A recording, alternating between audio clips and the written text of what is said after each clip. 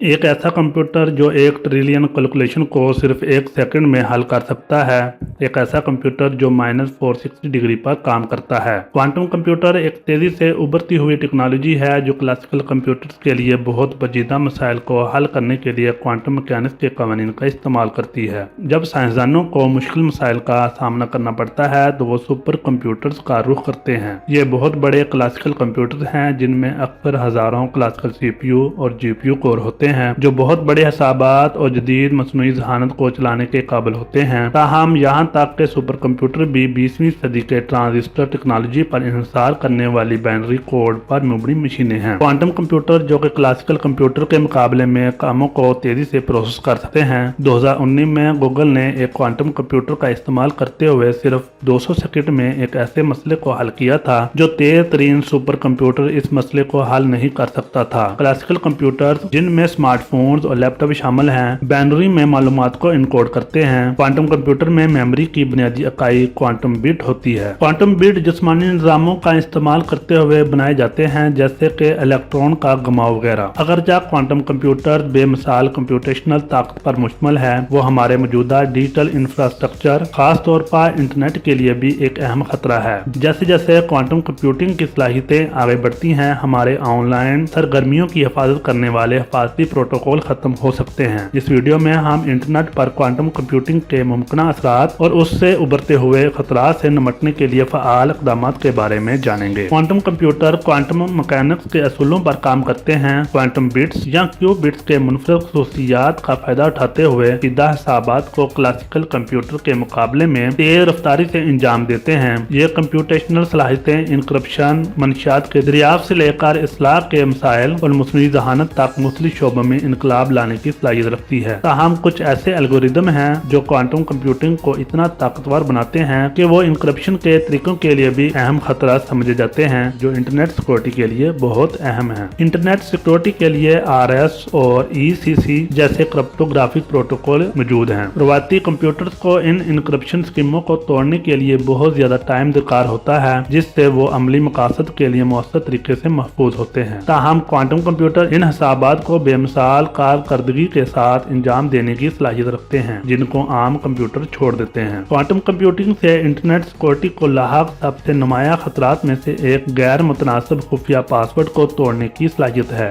جو انٹرنیٹ پر محفوظ کمیونیکیشن کی بنیاد بناتی ہے۔ غیر متناسب خفیہ پاسورڈ میں پبلک اور پرائیویٹ کی کا استعمال شامل ہے، جہاں پبلک کی کے ساتھ خفیہ کردہ ڈیٹا کو صرف متعلقہ پرائیویٹ کی کے ساتھ ہی ڈیکرپٹ کیا جا سکتا ہے، اور اس کے برعکس RSA اور ECC وسیع پیمانے پر غیر متناسب انکرپشن الگوریدم استعمال کیے جاتے ہیں۔ میٹا الگوریدم جسے ریاضی دان پیٹر شور نے 1994 میں تیار کیا تھا اس حوالے سے خاص طور پر بدنام ہے کہ میٹا الگوریدم RSA اور ECC انکرپشن کے مؤثر طریقوں کو توڑ سکتا ہے، جبکہ موجودہ کوانٹم کمپیوٹر ابھی بھی ترقی کے ابتدائی مراحل میں ہے اور ان میں میٹا الگوریدم کو چلانے کے لیے کمپیوٹیشنل طاقت کا فقدان ہے۔ کوانٹم کمپیوٹنگ کے انٹرنیٹ کے سیکورٹی انفراسٹرکچر کو توڑنے کے امپلیکیشن زیادہ ہیں۔ خفیہ کمیونیکیشن، آن لائن ڈیٹا کا تبادلہ غیر محفوظ ہو سکتا ہے جس سے پرائیویسی وائلیشن، مالی فراڈ اور یہاں تک کہ جغرافی سیاسی عدم استحکام بھی ہو سکتا ہے۔ اہم انفراسٹرکچر جیسے power grid, transport networks اور ہیلتھ کیئر سسٹم